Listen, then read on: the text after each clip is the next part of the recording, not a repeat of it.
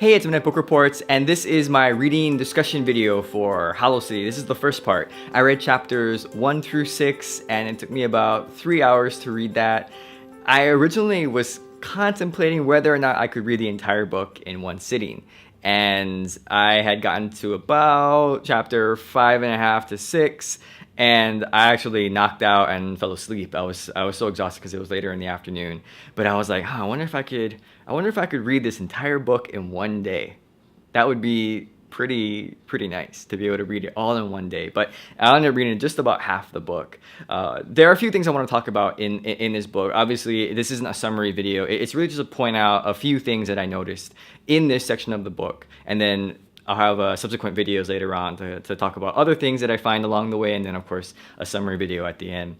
But the one thing that stood out to me in this part of the book was the peculiar tale, and that was the one that they told as they're being chased by the soldiers in the forest. And it was a tale about Cuthbert the giant, and basically the story goes that there was a giant and there were a bunch of peculiar animals who were being hunted by a hunter, and they were trying to get help from the giant. And basically the Cuthbert sort of cut them a deal and said, I'll help you, I'll lift you up on this mountain to protect you if you will talk to me and keep me company and be my friends. And of course the animals said yes, because they want to become rescued. So one by one he's bringing it up to the mountain, and they're saved. And eventually he also takes care of the hunter so that the hunter won't hurt any more animals by killing the hunter. And then it's time to be his friend. But the animals don't want to be his friend. They stay at the mountain, or up on top of the mountain, and talk down to him. And he can hardly hear them, and he's wondering why they don't want to come back down to his level. And it's because other hunters are going to hunt them. And it's very, very sad when a witch shows up and says to Cuthbert, well, the family of the hunter that you killed hired me to kill you. And it's very interesting because the character of Cuthbert, he sort of accepts that, like he doesn't fight it. He doesn't try to fight the witch. He just sort of understands, and he's like, well, that makes sense. I did kill the hunter, so it makes sense that the family would want me to also die. And it was kind of a sad acceptance of his fate. Meanwhile, he's calling out to the animals above on the mountaintop to please come and talk to him, to be his friend, and they just don't. They just abandon him as he's being turned to stone slowly by slowly, and then he is all stone. And then that's where he appears in the lake. And of course, in real life, once the tale is done being told, they find the lake, and then they enter the time loop through the hole in the mouth. But it's always significant.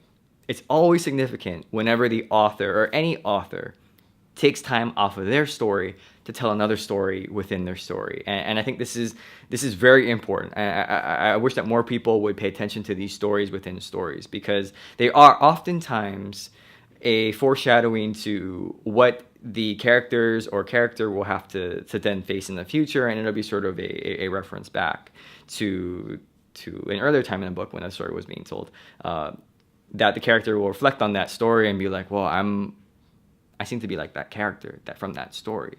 And I have a feeling that character will be Jacob. I see Jacob as the Cuthbert character, where he's the giant to help all these peculiars get to safety because of his special ability to be able to see the hologas. But when it's time for him to become helped, I have a feeling that no one's going to help him. He's going to be sort of stuck and abandoned. Now, it's not to say that he's going to be turned into stone like the giant, or anything bad's going to happen permanently, but I have a feeling that there's going to be a point where all the peculiars that he saved, the group of friends and others, they're not going to be able to help him. They're going to be looking out for their own self-interest, and that's very, very tragic. That's a very sad thing to happen. But I feel like that's going to happen in this story, or in the next story, or maybe at the end of the story. That's how it's going to end, where Jacob feels totally abandoned and like his friends gave him up, and now he doesn't know what to do. So those are just I just wanted to emphasize that, because I think it's significant. I think that in all types of stories, whether it be Shakespeare or modern novels or whatever type of literature. Whenever there's a story within a story, pay attention to that story because it's important. It ties very well into the plot of what could be happening, the overall plot of the story that you're actually reading. Because you gotta think about it. The author is taking time out of their story to pause everything that's going on to then give the authorial power to this new author to tell their story, this mini story, their play, whatever it is. And that's risky. You know, you're risking losing the attention of the reader. So there has to be a significant reason why the main story is shut down to tell this little tale. And that's significant. That's something worth noting. So I just wanted to point that out.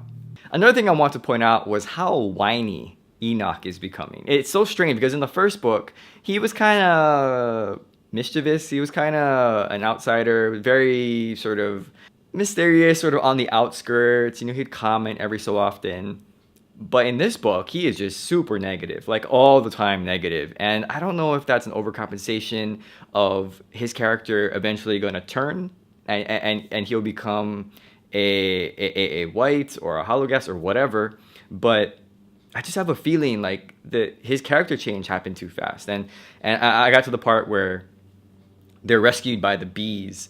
And I believe that's when he acknowledges that the bee power is actually really useful, and he thanked them for saving them. But for pretty much the rest of the book, he is super negative, just very skeptical, very sort of, I don't know, just very aggressive in the way that he's speaking to the group. And I found that a very big change. And maybe that was there all the time, but I just never noticed it. But in this book, it seems like every time he talks, every time he has some kind of dialogue, it's always negative. It's always sort of, it has just a negative tilt to it, a negative slant to it. And I hope that that's not going to be a continuation. I'm hoping that Enoch's character actually turns to become a good character, because you look at his peculiar ability, it's kind of dark in a way. You know, the other ones are neutral or positive, but his ability is very dark, to take life from one thing and temporarily put it into something else. That's I don't know. That could definitely be sort of abused, and we'll see what happens in the future. The last thing I want to mention was the character of Addison, who is the talking dog with the spectacles that they meet in the time loop. And it was so strange because as I was reading about Addison, I had to double check. I had to reread it because I glossed over that paragraph that introduced him so fast. And I thought it was just a person. And then I realized, oh, Addison's a dog. and the way that Addison spoke, I was like, oh, I didn't know there were talking animals in this world. I know that even the teachers, I don't know if they could speak when they were in bird form. So it was so unusual to find an animal that could talk, that could speak, and be able to relate to the children. And the first thing I thought of was Mr. Peabody from the Bullwinkle Show, who is this super intelligent dog, and then he has the boy Sherman, right? He's sort of a sidekick, and in that same way, Addison has like the caveman as his sort of assistant, and so that's the first thing I thought about, this highly intelligent dog, and it was just very, very interesting, and I think the dog even can stand up on 2 feet and talk, and at least that's the way that I imagined it. Of course, he walk like a dog. But it was just a very interesting character to have, and the introduction of peculiar animals, I'm looking forward to seeing where that goes, if anywhere, because they did mention that the animals are not very popular. They're on the decline. A lot of them are dying because they're being captured or abused. Those are just some of my thoughts. Really, the main thing was the Cuthbert tale and what that means in stories. So thanks for watching this video. I'm looking forward to reading the rest of the book, maybe in one sitting, I'm not sure, possibly 2. But I'm really enjoying, of course, the author's words. The story is keeping up, and I'm having a great time. So thanks for watching. Hope you enjoyed it, and I'll see you next time. Bye.